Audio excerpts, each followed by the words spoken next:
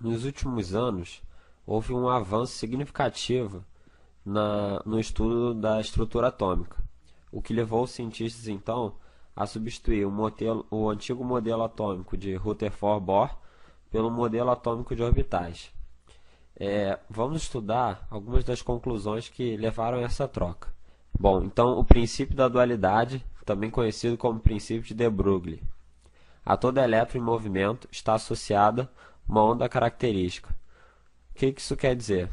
Bom, para nós, agora nós não podemos mais imaginar o elétron como aquela bolinha, aquela partícula que ficava rodando em volta do núcleo. Agora, o elétron deve ser visto como uma partícula onda. O que isso quer dizer?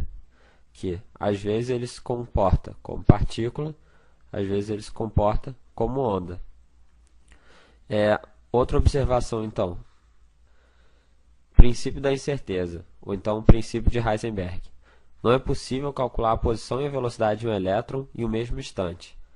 Então, essa dificuldade em determinar a posição exata do elétron levou um cientista chamado Schrödinger, então, calculou os orbitais dos elétrons. Bom, o que são orbitais?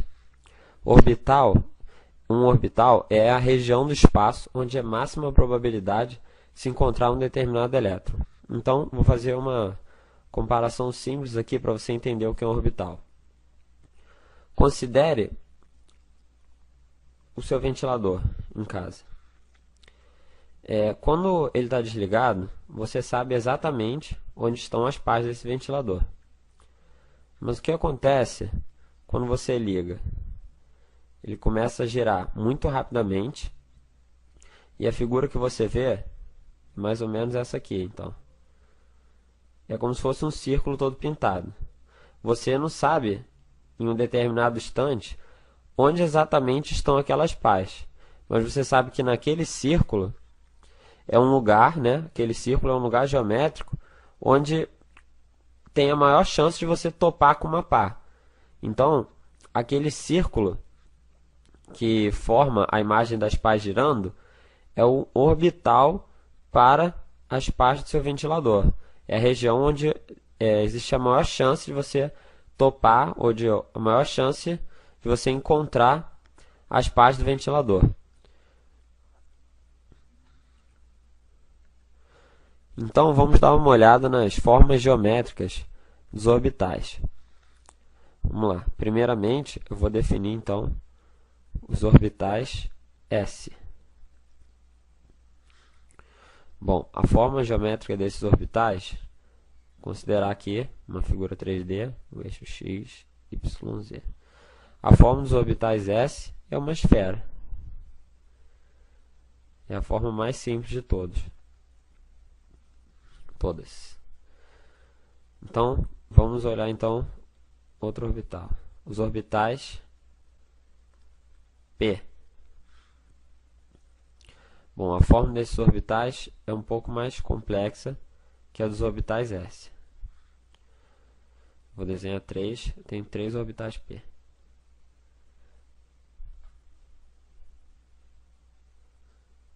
Bom, então eu tenho um orbital P nessa forma aqui, nesse eixo. Tenho orbitais P naquela mesma forma nesse eixo. E eu tenho orbitais P nessa mesma forma nesse eixo. Então, repare, os orbitais S são uma esfera e os orbitais P têm essa forma, só que são 3 orbitais e um está orientado em cada eixo. Os orbitais D já têm a forma mais complexa e eu copiei essa figura para você ver. Então, eu tenho 5 orbitais D dessa maneira aqui. E, para finalizar, eu tenho os orbitais F, que são 7 ao todo. A maioria dos livros didáticos de química não mostra a forma geométrica dos orbitais D e F, por serem mais complexas. Mas aqui, de maneira ilustrativa, eu resolvi colocar na nossa aula. Bom, Então, devido às dificuldades que nós já vimos até agora em se determinar a posição de um elétron, é mais fácil identificar um elétron então pelo seu conteúdo energético ao invés de sua posição. Então, através de cálculos matemáticos, chegou-se ao seguinte diagrama de energia dos elétrons. Bom, à primeira vista ele pode parecer um pouco complicado, mas vamos fazer uma análise aqui para entender o que representa cada coisa. Primeira coisa que você vai notar é que ele possui 7 escadas. Cada escada dessa está associada a uma camada daquela que nós vimos estudando no modelo atômico de Rutherford-Bohr. Então, primeira camada K, L, M, N, O, P e Q. Bom, você repara então que cada escada dessa, que representa uma camada, ela possui no máximo 4 degraus. Esses degraus estão associados aos orbitais que nós estudamos. Então, primeiro degrau, a orbital S, segundo, a orbital P, terceiro, a orbital D e quarto, a orbital F. Outra coisa que nós estudamos é que, por exemplo, no caso do orbital S, ele só possui uma forma, que é aquela esfera. Então, no primeiro degrau, todos eles têm um quadrado só. Os segundos degraus, vamos dizer assim, que estão associados ao orbital P, nós vimos que existem 3 orbitais P. Por isso, 3 quadrados para cada segundo degrau de cada camada. Da mesma forma, nós vimos 5 orbitais D, e aí, para cada terceiro degrau de cada camada, temos 5 quadrados e 7 quadrados para os orbitais F. Então, vamos estudar o número quântico principal. Então, esse número quântico está associado aos níveis energéticos, que nós vimos lá, que são as escadas do nosso diagrama. Então, para cada camada eletrônica, está associado um número quântico principal. Esse número, que é representado pela letra N, na primeira camada ele recebe 1, na segunda 2, 3, 4, 5, 6 e 7. Nós vamos estudar também o número quântico secundário, que está associado aos subníveis energéticos, que são os degraus das nossas escadas. Bom, nós temos 4 orbitais. Então, para cada um desses está associado um número quântico secundário, representado pela letra L. Então, no orbital S, número 0, no P1, no D2 e no F3. O terceiro número quântico, que é o número quântico magnético, ele está associado também aos orbitais, né, que são representados no nosso diagrama pelos quadrados. Então, o que nós vimos? Os orbitais S possuem uma forma só, logo um quadrado. Nos orbitais P, nós temos 3 quadrados, cada um para cada tipo de orbital P, daquelas formas que nós estudamos. Os orbitais D, 5 quadrados. E os orbitais F,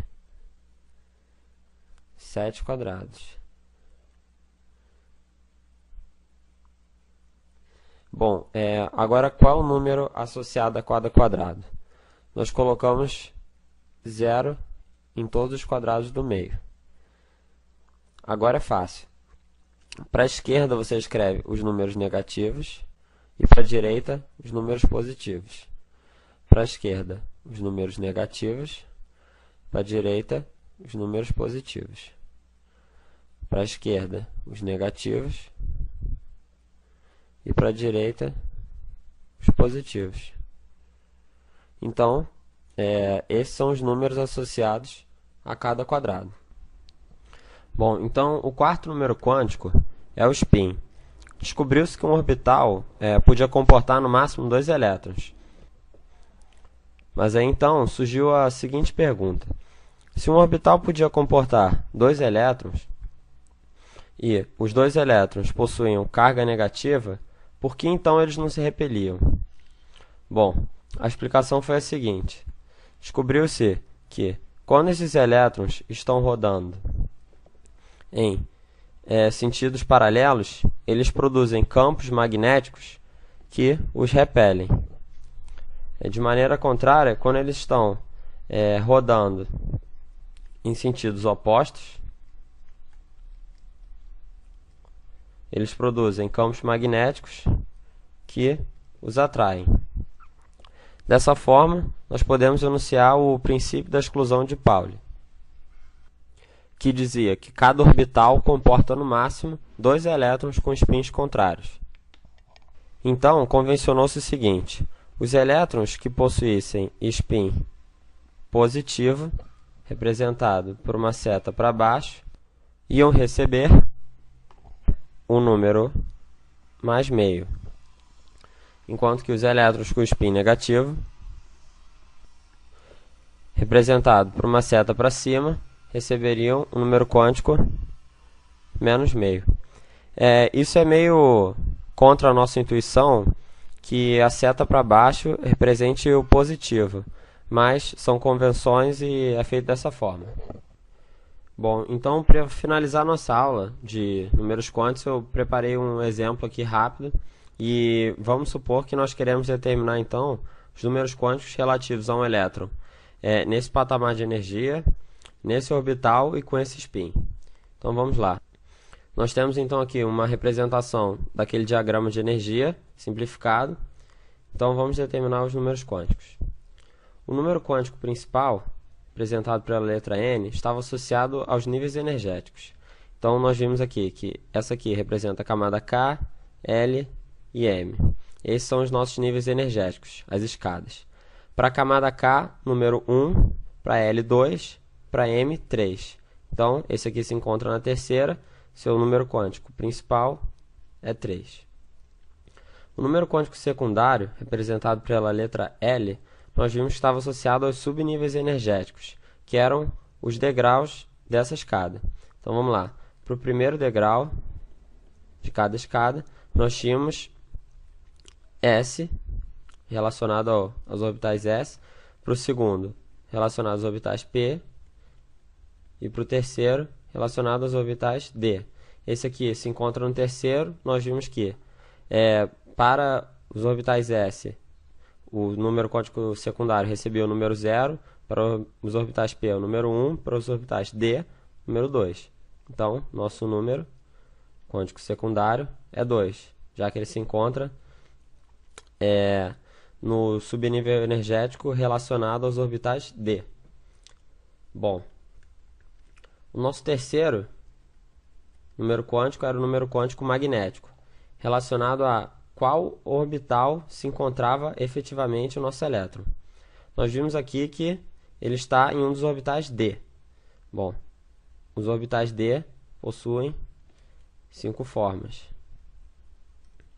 E, então, como nós vimos que era o preenchimento dos números aqui, para eu determinar? Eu sei que ele se encontra nesse quadrado, mas qual é o número que representa esse quadrado? Nós vimos, então, que era só colocar o 0 no meio, para a esquerda os negativos, para a direita os positivos. Ok, então, nosso número quântico magnético é menos 2. E, para finalizar, o spin. Nós vimos, então, seta positiva, convencionou-se spin negativo, número menos meio. Então, esses são os 4 números quânticos que definem o nosso elétron. E aqui termina a nossa aula.